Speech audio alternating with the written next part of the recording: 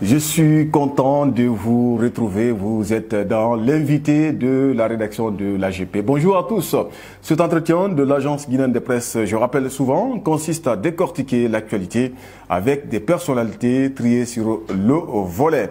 Entre mets spéciaux et inflation, le ramadan représente des dépenses supplémentaires pour beaucoup de familles musulmanes. Pour en parler, je reçois M. Mamadou Baldé, il est le président de la Chambre de commerce et de l'industrie. M. Baldé, bonjour. Bonjour. Merci d'être venu. Merci. Alors, on va aller rapidement. La première question, nous sommes à quelques jours de ce mois saint, le ramadan. Quelles sont les dispositions que vous avez en tout cas envisagées pour alléger le panier de la ménagère avec, on va dire, avec les autorités? Bon, merci. Merci de m'avoir invité à votre plateau. Vous me permettrez d'abord de saluer le cadre que je viens de découvrir ici. En visitant ce podium, ce studio, il me revient d'abord de féliciter cette direction générale, vous recommandant aussi de partager des informations pour que les acteurs comprennent ce que vous faites et comment vous êtes vraiment structuré. À cela, la question que vous me posez, c'est qu'il faut noter d'abord les rôles, l'implication de la Chambre de commerce de Guinée depuis sa mise en place, bien entendu avec la bonne collaboration du CNRD et du président de la République, le général Mamadi Doumbouya, à qui la Chambre de commerce de Guinée et l'ensemble de tous les secteurs privés lui doit de reconnaissance. Nous devons de reconnaissance énormes à l'endroit du général Mamadi Doumbouya. Je peux vous rassurer que d'abord, il y a plusieurs années de cela, en Guinée, on n'avait que 2 ou 3 gros importateurs de denrées qui pouvaient coster les bateaux. Aujourd'hui, je peux vous dire et vous confirme que la Guinée aujourd'hui est très heureuse. On a plus de vingtaine des importateurs de gros navires de denrées alimentaires. Vous voulez me dire que... C'est pour vous dire oui, qu'il y a une abondance. Il n'y a pas de soucis, il n'y a pas d'inquiétude, il n'y a pas de querelle. Alors, juste je peux vous dire, il y a 3 jours, en collaboration avec l'ensemble de tous les acteurs d'importation de denrées de grande consommation, nous avons organisé une rencontre autour de notre ministre de tutelle, Dr Diaka Sidibé, à qui je dois toutes mes reconnaissances de son dévouement et de son accompagnement aux activités de la Chambre de commerce, en collaboration avec les acteurs de la Chambre, bien entendu avec vraiment l'appui solennel de la Chambre de commerce de Matam, l'antenne de Matam, avec son président Sekou Oumar Diallo. Il y a eu une volonté spéciale démontrée par l'ensemble de tous les importateurs de denrées de grande consommation la semaine dernière, à tel point que nous allons annoncer dans les 2 jours qui suivent quelle est la grande surprise que nous réservons au peuple de Guinée sur les denrées de grande consommation. Alors, M. Baldé, vous voulez me dire que le ramadan de cette année va être différent, va être exceptionnel, à celui de l'année dernière? Effectivement, exceptionnel. Ça, je vous l'assure.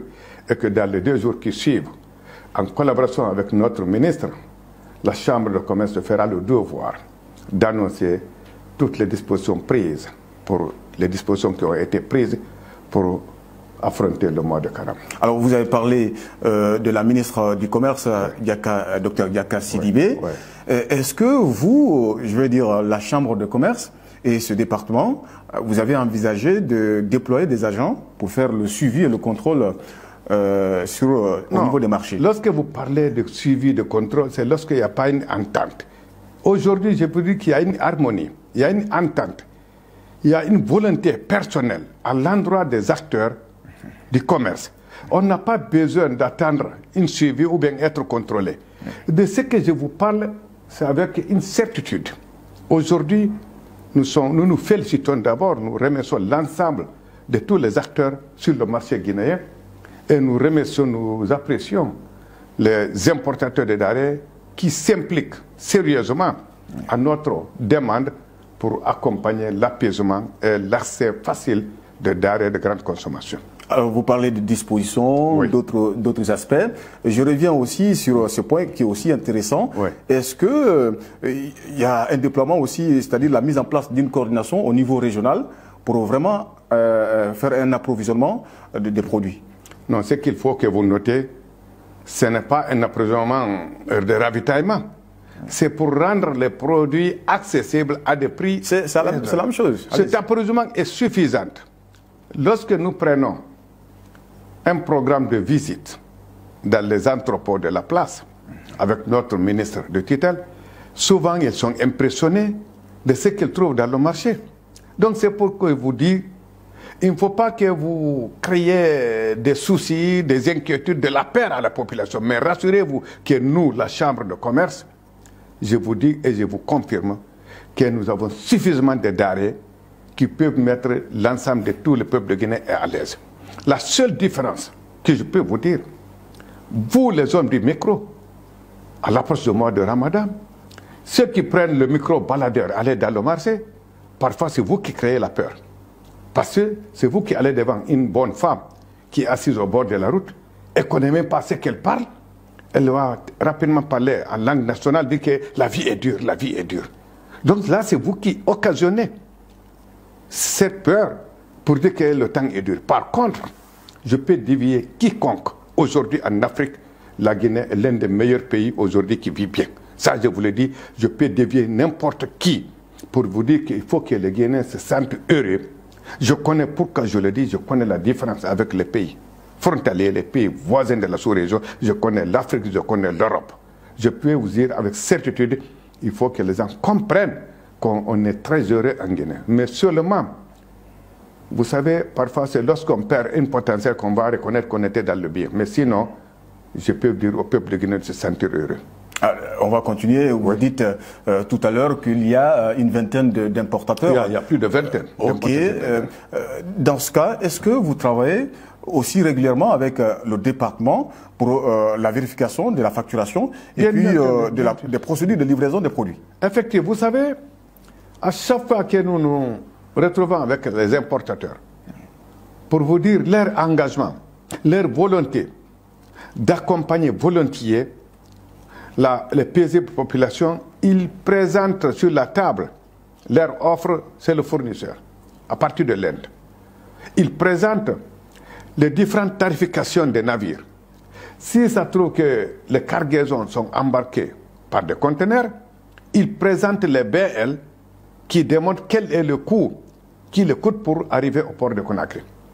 Malheureusement, parfois, avec les problèmes de la guerre dans les pays de Golfe par lesquels les conteneurs, les navires traversent, on oblige les navires de faire des contours.